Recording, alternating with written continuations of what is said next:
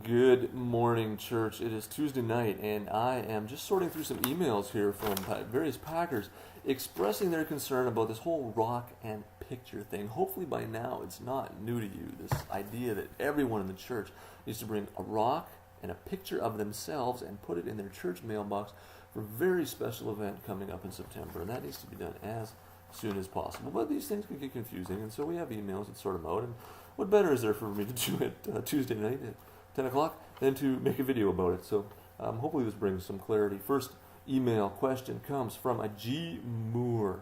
That is G. Moore of Portage la Prairie, writing, "Dear Pastor Nathan, I have put the rock and the picture in my mailbox." Well, good for you, G. Everyone should take a lesson from G. The email continues as G writes, "But now my mailman is refusing to leave any mail in my mailbox because it's full with my rock and my picture."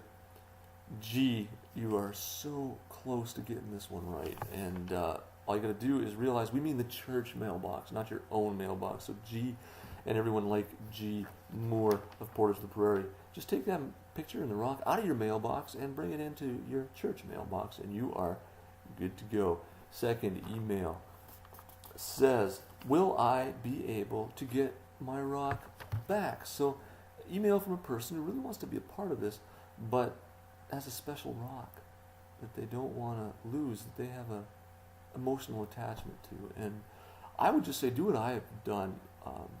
Leave the rocks that are special to you at home. I've left the rocks that are special to me home where they're safe, and I've chosen to bring a rock that I just don't have the emotional attachment to. I suggest you do the same. You won't lose anything in this experience by just using a rock that you don't care much about. So just keep the rocks you love safe. Bring in a rock that doesn't really matter to you. So there you go. That one, I think that should be simple enough. Next email says, "I do not have a church mailbox. Where can I put my rock and picture?" Well, you should get a church mailbox. That's probably the easiest thing to do, is go to the info center and say, "I don't have a church mailbox. I want to put a rock and a picture in a thing I don't have. Can you help me?" And they'll get you a mailbox by probably next week, and you'll be good to go. If, though, you are a commitment phobe, just scared of getting a mailbox because of the symbolic weight of a mailbox with your name on it, it just like it shackles you to this place for the rest of your life, and that's understandable, and you don't need a mailbox. Just put your picture and your rock in someone else's mailbox. It'll confuse them a little bit, but maybe they saw this video and they'll understand what's going on, and you can still be a part of it and don't have to take the step of commitment of getting a mailbox. Next thing, email here says, "I am a vegetarian. Do I still have to bring a rock?" I'd be interested to know what you think a vegetarian is. I don't see how this compromises that. And I wonder if there aren't deeper issues here in your life that need to be sorted through. Talk to your house church leader, maybe make an appointment at the church, and we can sort through some of the stuff that I'm reading here between the lines. But if there's something I don't understand, then it's perfectly fine to bring a vegetarian rock substitute in place of an actual rock, and you'll still get to be a part of things. And the next one says, "Why is the church asking us to watch the Rocky Horror Picture Show over and over?" That deserves a little help. Thank you.